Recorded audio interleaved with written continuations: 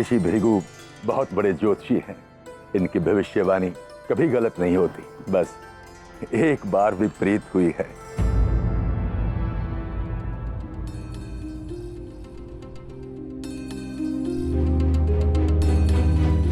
आइए स्वयंवर आरंभ करते हैं।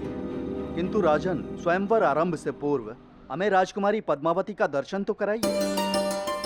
बड़ा सुना है उनकी सुंदरता एवं कुशलता के विषय में। अवश्य, किंतु इस रीति के लिए हमने कुछ विशेष सोचा है। वासु, जाओ पद्मावती को ले आओ। जी पिताजी।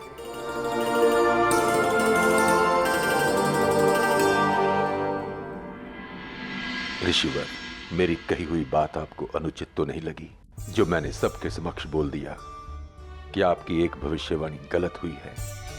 आशा करता हूं आप मेरी बात का बुरा नहीं मानेंगे। सत्य को सत्य मानने में बुरा क्या मानना राजा, सत्य तो सत्य ही होता है। मैं प्रसन्न हूं ये जानकर कि आप मुझसे रुष्ट नहीं हैं। पद्मावती के स्वयंवर का प्रयोजन सफल हो जाए, उसे श्रेष्ठ और मन चाहा वर मिल जाए, बस यही चाहता हूं।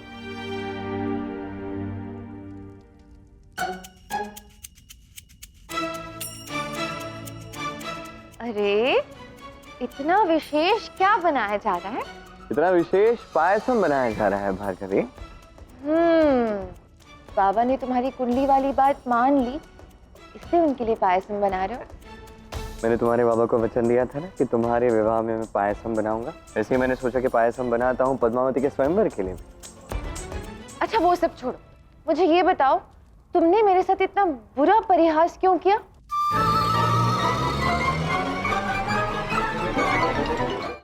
मैंने कब क्या किया मैंने? अच्छा, इतनी शीघ्र भूल गए तुम?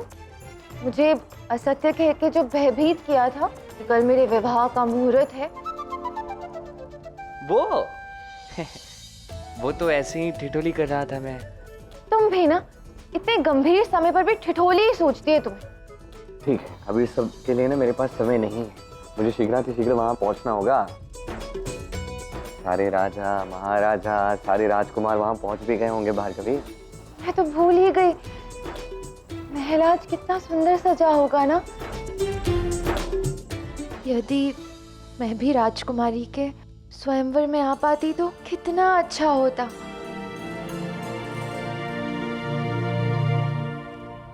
मैं तुम्हारे साथ चल सकती हूँ ना? देखो भार्गवी, ऐसी कोई रीति तो है नहीं कि किसी और के स्वयंवर में कोई और कन्या जा सके। तो हो सकता है तुम्हारे आने से राजा या राजकुमारी कोई रुष्ट हो जाए। और तुम्हें तो कई सारे कार्य भी है ना, अपनी सखी विद्या के साथ विवाह के प्रबंध भी तो करने हैं, तो तुम उन कार्यों में लग जाओ, ठीक है? अब मैं चलता हूँ, मुझे विलंब हो रहा है, ठीक है?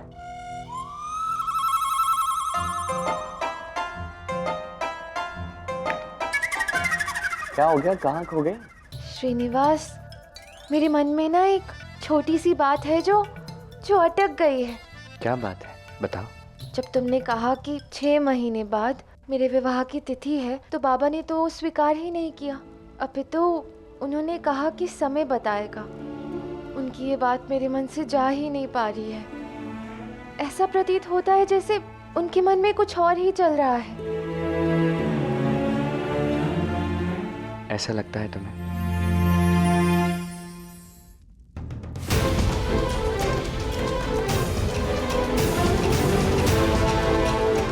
विराजिए, विराजिए। आइए।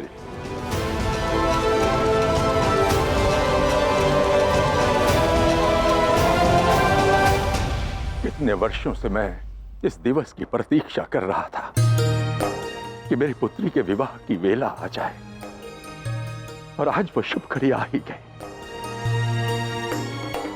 ऋषिवर, इन्हीं में से कोई एक राजकुमार होगा जो पद्मावती का वर होगा, जिसे पद्मावती स्वयं चुनेगी। मैं आपकी भावना समझ सकता हूं राजन।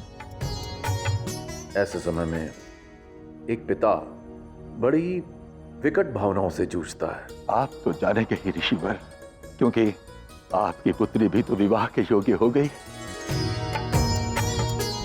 ऋषिवर, आपकी पुत्री के विवाह की तिथि भी तो निकट आ रही है ना? क्या आप उसका विवाह उसी तिथि को करेंगे जिस तिथि की आपने भविष्यवाणी की थी? यदि आप बुरा ना माने तो मेरा एक सुझाव है। श्रीनिवास से इस विषय में बात कर सकते हैं, क्योंकि श्रीनिवास ने पद्मावती के स्वयंवर के लिए जो भविष्यवाणी की थी वो सही थी। बाबा ऐसा कुछ भी नहीं करने वाले हैं, इस बात को अपने भीतर डाल दो। उन्होंने मुझे वचन दिया है भार्गवी। उन्होंने मुझसे क्या कहा कि जब तक मेरी तिथि नहीं आ जाती, जब तक वो सिद्ध नहीं हो जाता, तब तक वो मुझे वेंकटगिरी से बाहर जाने के लिए नहीं कहेंगे, मुझे इस घर से बाहर जाने के लिए नहीं कहेंगे। इसका तात्पर्य ये भी तो है कि उन्हें मुझ पर कुछ ना कुछ तो विश्वास होगा, तभी तो ये कहा है। मुझे नहीं लगता कि इस बार वो उचित है। मैंने जो भविष्यवाणी की है वही उचित है। मैं तो बस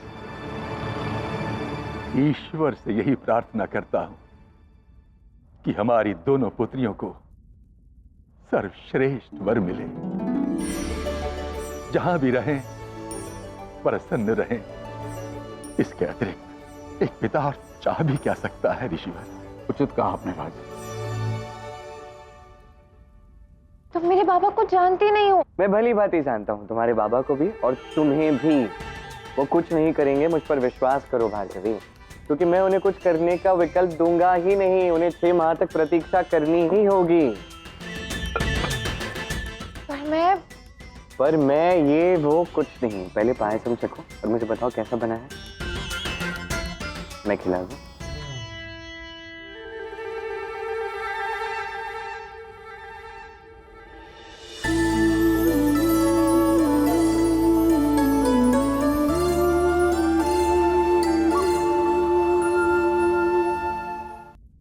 अत्यंत स्वादिष्ट है।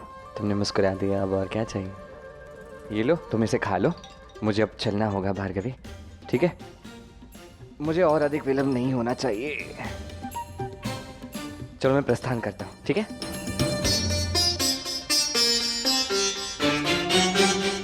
यदि मैं भी राजकुमारी के स्वयंवर में जा पाती तो कितना अच्छा होता। राजकुमारी ने आज कितना सुंदर श्रृंगार किया होगा।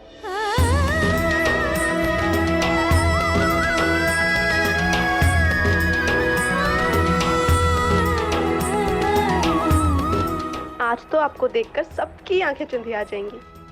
कितनी सुंदर दिख रही हैं आप। राजसभा में सब इस रूप को देखने की आस लगाए बैठे होंगे। तब तो उन्हें ये मुख देखकर ही संतोष करना होगा, क्योंकि जिस प्रयोजन के लिए वो लोग यहाँ आ रहे हैं उसमें तो वो सफल होंगे नहीं, क्योंकि मुझे किससे विवाह करना है ये तो निश्चित है।